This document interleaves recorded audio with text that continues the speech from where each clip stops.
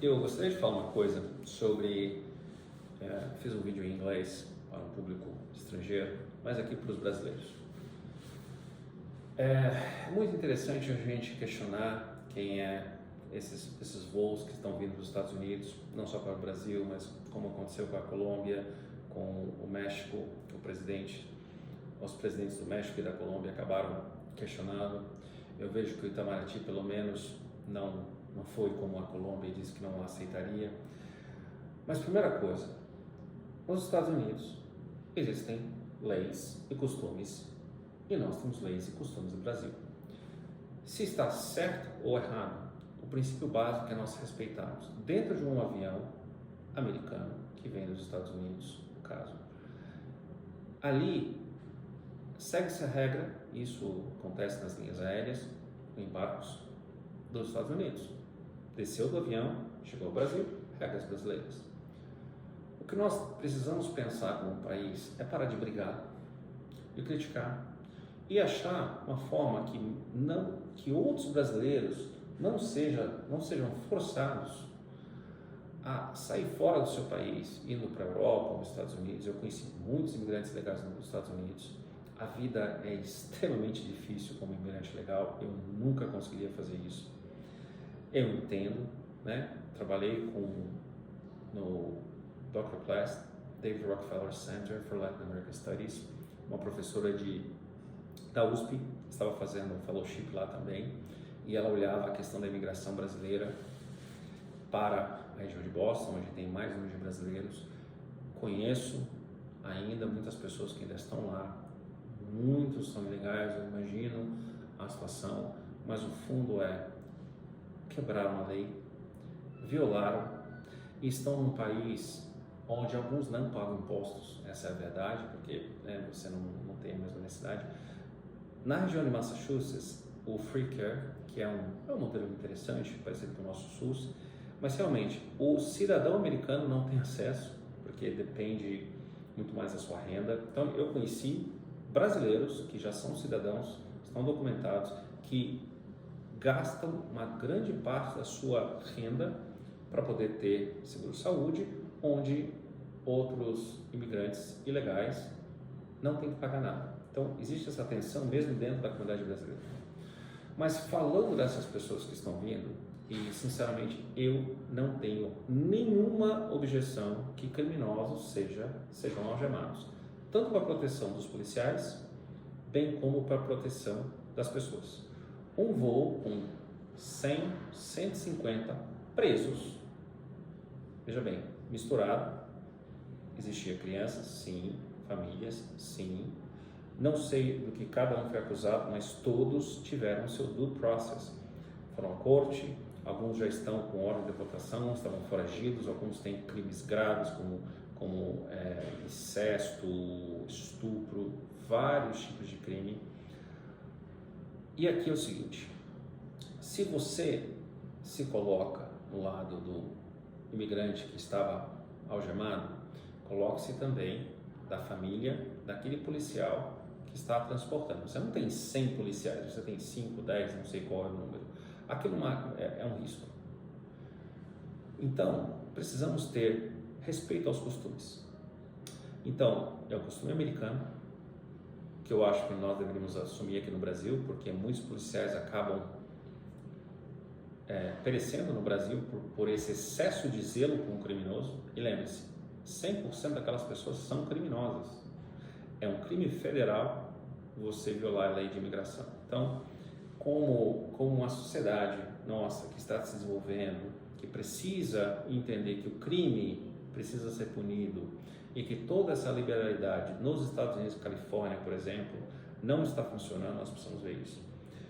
Fico feliz que não há essa tensão, pelo que eu vi, parou com o Brasil e vão fazer algum tipo de acordo, e espero, para que não tenham sanções.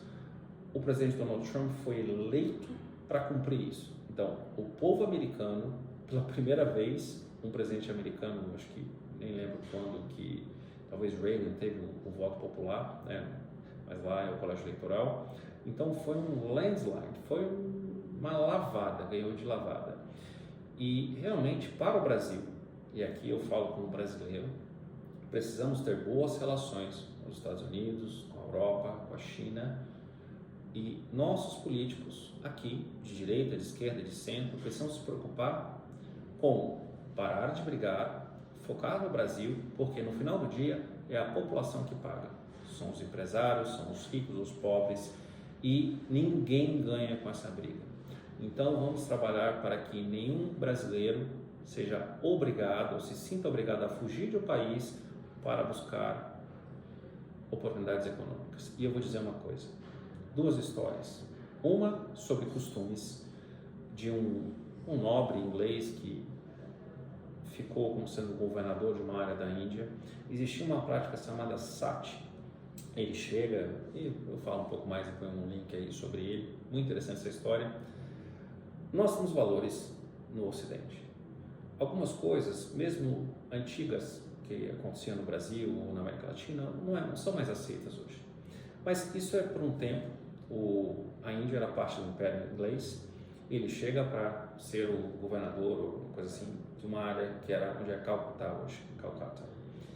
E ele é informado que vai ter um funeral, vão fazer cremar um corpo, porque uma pessoa muito importante faleceu e ela faleceu, uma pessoa muito importante, rica, e no outro dia seria cremada a esposa dessa pessoa, desse cara. O único problema é que a esposa estava viva. Sati é esse costume que a esposa seja enterrada, nesse caso cremada, com o marido que faleceu. Imagino que nenhuma das pessoas de direita, de esquerda, de centro, hoje aqui no Brasil, achariam isso aceitável. Pois bem, foi dito a ele, como governador, que apesar dele ser o representante do rei, que eles deveriam respeitar o costume da região e que não tinha que fazer nada. Ele realmente concordou, falou, não, eu estou aqui, mas nós vamos respeitar. Ele coloca no outro dia de manhã as tropas que ele tinha controle do lado desse lugar que seria cremada a esposa desse nobre, não sei o quê, e falou, olha, como você disse, eu tenho que respeitar os seus costumes, só que na Inglaterra, se você mata alguém indefeso, nesse caso uma mulher, você vai ser enforcado. Então, assim que você terminar o seu costume, nós faremos o que é o nosso costume. Ou seja, depois dessa data, nunca mais teve, pelo menos de forma tão pública, esse costume chamado sati, que é a queima da esposa do falecido. E é nisso que eu falo sobre respeitar. Se nos Estados Unidos, o que eu acredito que deveria ser assim aqui também, criminosos, algemados, com todo respeito, entendam a questão, puni-os. Se você tem um problema, violou a lei, seja punido, tenha seu dia na corte, your day in court, due process, inclusive uma das emendas da Constituição Americana, defesa contraditória, está na nossa Constituição também. E uma segunda história que eu falaria sobre isso, um amigo, um dos funcionários dele, tinham ficado ilegais nos Estados Unidos uma época, falou que fez um bom dinheiro, voltou para o Brasil e estava trabalhando e fazendo um bom negócio no Brasil. Ele reclamava porque ele não estava ganhando bem e que nos Estados Unidos ele ganhava mais. Uma coisa que eu falo, nunca vá ser ilegal em lugar nenhum. O Brasil é um país muito difícil, complicado você ter negócios, tudo muito complicado, mas muitas oportunidades aqui. É um país próspero, é um país onde tudo que se planta colhe. A agricultura nossa é muito boa por isso. Mas o que eu não percebo é que parece que quando a pessoa passa pela imigração e entra nos Estados Unidos, aquela coisa de direitos trabalhistas e segurança e isso e aquilo, exigências, para. E olha que ele volta de novo. Por quê? Ali eu tinha ouvido uma conversa sobre, eu tenho direito de férias, eu estou trabalhando umas horas a mais. Ele trabalhava naquela coisa de 9 horas, 8 horas, depois você folga 32 ou 36, algo assim, esqueci o nome dessa escala. Ele tinha uma vida tranquila, ele tinha feito um pé de meia, ele tinha tempo para namorar, para sair com os amigos e trabalhava, né? Ganhava 2 salários, uma coisa assim, pela função, algo normal para aquela função, menos 2 salários talvez. Só que, veja bem, se você nos Estados Unidos tem 3, 4 trabalhos e trabalha o dia inteiro, não sai, não sai para comer, não gasta, não tem qualidade de vida, porque realmente aluguel é muito caro, saúde, né? Em alguns estados você tem essa saúde para os imigrantes legais que é gratuita, mas tudo é muito caro. Você tem sim carro barato, computador barato, essas coisas, mas o resto é muito caro. Então, veja bem, se lá fora você junta dinheiro fazendo isso, o que você acha que as pessoas que ganham dinheiro no Brasil fazem? Trabalham muito. Os empresários não têm direito trabalhista, você tem que... Então, eu fico aqui até tarde. Então, assim, se você tiver a mesma atitude no seu país, onde o aluguel é mais barato, a comida é mais barata, muita coisa é mais barata, você vai fazer dinheiro. E se você não sair, se você não gastar, se você não se endividar, vai dar bom. Então, eu encerro com essa reflexão sobre essas duas histórias. Primeiro, respeitemos os costumes de outros países. Vamos focar no nosso, vamos focar em crescer o Brasil para que nós sejamos uma potência, sejamos um país respeitado no resto do mundo. Vamos parar de brigar com esquerda e direita. Nós temos um presidente, nós temos um Congresso, nós temos um Senado, nós temos uma Suprema Corte e todos brigam. Quem perde? Você e eu. Não somos políticos, nós sempre levamos o pior. Então, vamos tentar parar de brigar. E a gente consegue. Vamos tentar vamos focar em crescer, vamos sentar com a oposição. Governo, sente com a oposição. Oposição, vamos parar de falar de impeachment, falar de tirar ministro, porque assim, não, de verdade, o povo está sofrendo. Vamos tentar trabalhar juntos. Se eu fosse o presidente Lula, não sou, eu traria o Bolsonaro, faria uma coalizão, seria o primeiro unifier. Olha o que está acontecendo nos Estados Unidos. O presidente Trump, o candidato Trump, trouxe pessoas inclusive democratas, como RFK Jr., Tulsi Gabbard, e não sei o que vai acontecer, mas a última vez que isso aconteceu foi em 1860. President Lincoln trouxe o que ele até chamava o Team of Rivals, alguns inimigos políticos, talvez até responsáveis pela sua morte, pelo seu assassinato, mas foi Abraham Lincoln, um dos presidentes americanos mais bem-sucedidos, acabou com a escravatura, conseguiu unir o país, 13ª, 14ª emenda, que inclusive está sendo discutida agora nos Estados Unidos sobre o direito à cidadania, ou seja, é muito interessante como está acontecendo no Congresso americano, o ato de confirmation, e todo mundo brigando e tentando falar. A questão é, o povo está cansado desse jogo político. O povo quer resultado.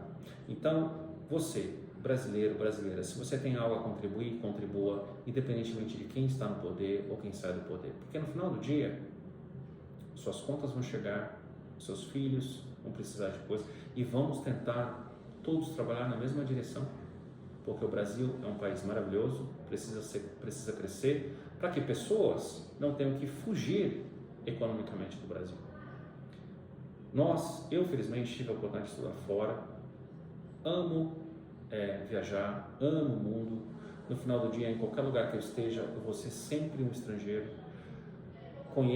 Amo os Estados Unidos, muito do que eu acredito vem de lá. Acredito que o Brasil tem muito a oferecer para o resto do mundo.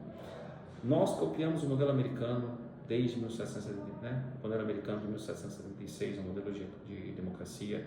Israel é um modelo, é uma promessa que foi dada a Abraão por Deus. Eu acredito piamente que existe uma convergência entre o modelo americano, o modelo da ideia de Israel, promessa que está na Bíblia, e o Brasil. Nós podemos ser um grande país, não apenas uma promessa. Vamos primeiramente trazer paz, uma paz que faz anos, décadas talvez que a gente não tenha. Deus abençoe o Brasil, os Estados Unidos, Israel e todo o planeta, que nós possamos juntos construir um mundo diferente. Vamos ser um pouco mais esperançosos e um pouco mais positivos. Fica com Deus.